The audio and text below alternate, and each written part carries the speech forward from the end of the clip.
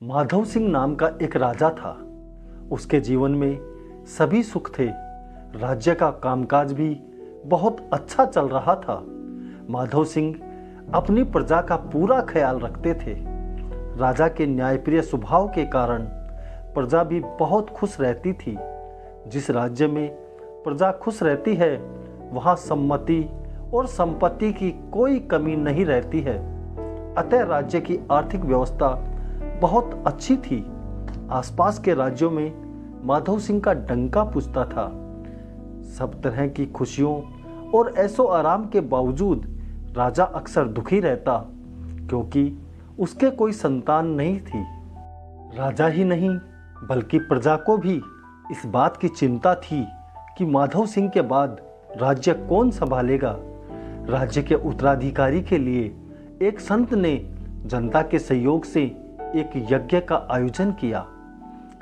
आमजन की दुआओं के प्रभाव से आखिर महारानी गर्भवती हुई और राजमहल में एक सुंदर राजकुमार का जन्म हुआ। कई दिन तक पूरे राज्य में जश्न मनाया गया। गरीबों को खूब धन और कपड़े बांटे गए। राजा की तरफ से सबको शाही दावत दी गई। राजा की इस खुशी में प्रजा भी खुशी से नाच रही थी। राजा ने अपने राजगुरु को बुलवाकर राजकुमार का नामकरण करवाया। राजकुमार की कुंडली बनाकर राजगुरु ने राजकुमार का नाम वीर सिंह रखा। लंबे इंतजार के बाद कई मिन्नतों और हवन पूजा से प्राप्त पुत्र का लालन पालन बहुत लाड प्यार से हो रहा था। अति हर चीज की खराब होती है। अधिक लाड प्यार ने राजकुमार वीर सिंह को जिद्दी और अहंकारी बना दिया। बचपन में माधव सिंह राजकुमार की गलतियों को बचपना समझकर नजरअंदाज करता रहा, लेकिन अब उसे वीर सिंह की गलतियां बदतमीजी लगने लगी। माधव सिंह अपने राज्य के आम नागरिक की भी इज्जत करता था, पर वीर सिंह उसके दरबार के मंत्रियों और सेवादारों की भी बेइज्जती कर देता। जरा जरा सी बात पर सेवादारों पर हाथ उठा लेता। नगर भ्रमण पर जाता तो उसकी जयकार नहीं करने पर आम लोगों को सैनिकों से पिटवा देता।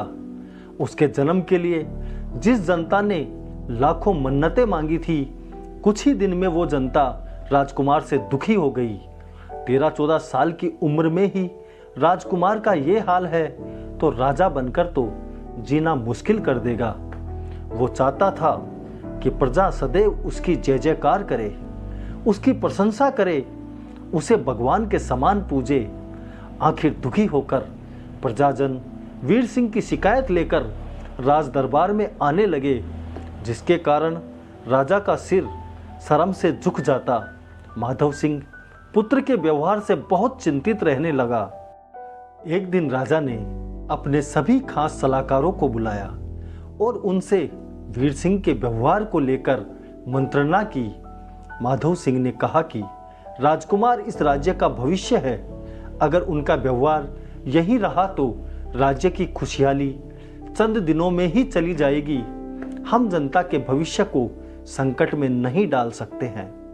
राजा का दर्द समझ उनके एक खास सलाहकार सुमेर सिंह ने सुझाव दिया कि राजकुमार को किसी उचित मार्गदर्शन में कुछ दिन सामान्य जीवन जीने का अनुभव दिलाया जाना चाहिए।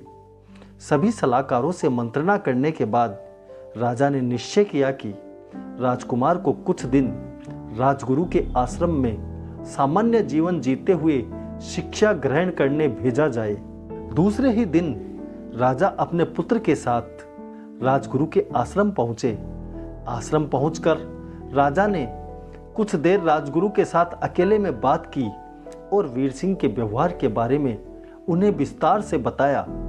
राजगुरु ने राजा को आश्वस्त करते हुए कहा कि राजकुमार की चिंता अब मेरे ऊपर छोड़ दो। यहाँ शिक्षा ग्रहण करने के बाद जब आप अपने पुत्र से मिलेंगे तो गर्व महसूस करेंगे।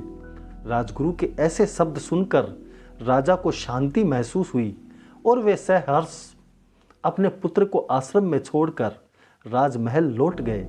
अगले दिन सुबह आश्रम के एक आचार्य ने राजकुमार को भिक्षा मांगकर लाने को कहा, जिसे सुनकर वीर सिंह गुस्सा हो गया और भिक्षा मांगने के लिए साफ इनकार कर दिया।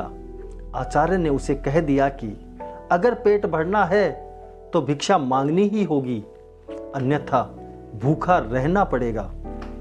राजकुमार ने अपनी अकड़ में आचार्य की बात नहीं मानी और शाम होते होते उसका भूख से बुरा हाल होने लगा, लेकिन उसे खाने को कुछ नहीं मिला।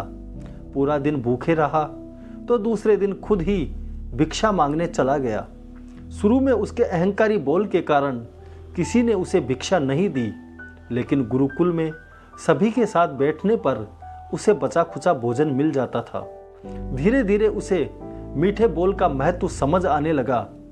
उसके बोल बदले तो उसे भिक्षा भी अच्छी खासी मिलने लगी। अब आश्रम में उसे सबके समान भरपेट भोजन मिलने लगा। गुरुकुल के नियमों से धीरे धीरे उसके व्यवहार में परिवर्तन आने लगा। राजगुरु वीर सिंह पर पूरी नजर बनाए हुए थे। एक दिन सुबह सवेरे राजगुरु ने वीर सिंह को अपने साथ सैर पर चलने को कहा। दोनों सैर पर निकल गए। पूरे रास्ते बहुत बातें की। राजगुरु ने वीर सिंह से कहा कि तुम बहुत बुद्धिमान हो और तुम्हारे अंदर बहुत अधिक ऊर्जा है, जिसका तुम्हें सही दिशा में उपयोग करना आना चाहिए। दोनों चलते चलते एक बहुत सुंदर फूलों के बगीचे में पहुंच गए। पूरा बगीचा फूलों की खुशबू से महक रहा था। राजगुरु ने वीर सिंह को बगीचे से पूजा के लिए गुलाब के फूल तोड़ने के लिए कहा। वीर सिंह झट से काफी गुलाब तोड़ लाया और राजगुरु के सामने रख दिए। अब राजगुरु ने उसे नीम के पत्ते तोड़कर लाने को कहा। वीर सिंह नीम के पत्ते भी ले आया। राजगुरु ने उसे एक गुलाब देकर कहा कि इसे सूंघ कर बताओ कैसा लगता है। वीर सिंह ने गुलाब सूंघकर उसकी खुशबू की बहुत तारीफ की। फिर राजगुरु ने उसे नीम के पत्ते देकर कहा कि इन्हें चखकर बताओ इनका स्वाद कैसा है। जैसे ही वीर सिंह ने नीम के पत्ते चबाए, उसका मुंह कड़वा हो गया। उसने उन्हें थूक दिया और इधर उधर पीने का पानी ढूंढते उसने नीम के स्वाद की खूब निंदा की। वीर सिंह की यह दशा देख राजगुरु मुस्कुरा रहे थे। पानी पीने के बाद वीर सिंह को थोड़ी राहत मिली तो उसने राजगुरु से हंसने का कारण पूछा। तब राजगुरु ने उससे कहा कि जब तुमने गुलाब का फूल सूंघा तो तुम्हें उसकी खुशबू बहुत अच्छी लगी और तुमने उसकी तारीफ की, लेकिन जब तुमने नीम की पत्तियां खाई तो तुम्हें वो कड़वी लगी और तुमने उसे थूक दिया, उसकी निंदा भी की। राजगुरु ने वीर सिंह को समझाया, जिस प्रकार तुम्हें जो अच्छा लगता है तुम उसकी तारीफ करते हो, उसी प्रकार प्रजा भी जिसमें गुण होते हैं उसकी प्रशंसा करती है। अगर तुम चाहते हो कि जनता तुम्हारी जय जयकार करे तो तुम्हें अपने व्यवहार में गुलाब सी महक लानी होगी। अगर तुम्हारे व्यवहार में कड़वापन होगा तो जैसे तुमने नीम को थूका वैसे ही जनता तुम्हें नकार देगी। राजकुमार वीर सिंह को राजगुरु की बातों की शिक्षा पूरी तरह समझ आ चुकी थी। शिक्षा ग्रहण कर जब वो वापस महल लौटा तो उसका व्यवहार पूरी तरह परिवर्तित हो चुका था। उसने महल के सभी सेवादारों और दरबारियों को प्रणाम किया, मधुर भाषा में सबके हालचाल पूछे। नगर भ्रमण पर निकला तो विनम्र होकर सबकी समस्याएं सुनी और जरूरतमंदों की सहायता की। अब राजा के पास हर कोई राजकुमार के बदले व्यवहार की तारीफ करता। राजा ने बड़े गर्व से उसे अपना उत्तराधिकारी नियुक्त कर दिया। दोस्तों, कहानी पर अपने विचार कमेंट कर बताएं। पसंद आई तो लाइक ज़रूर करें।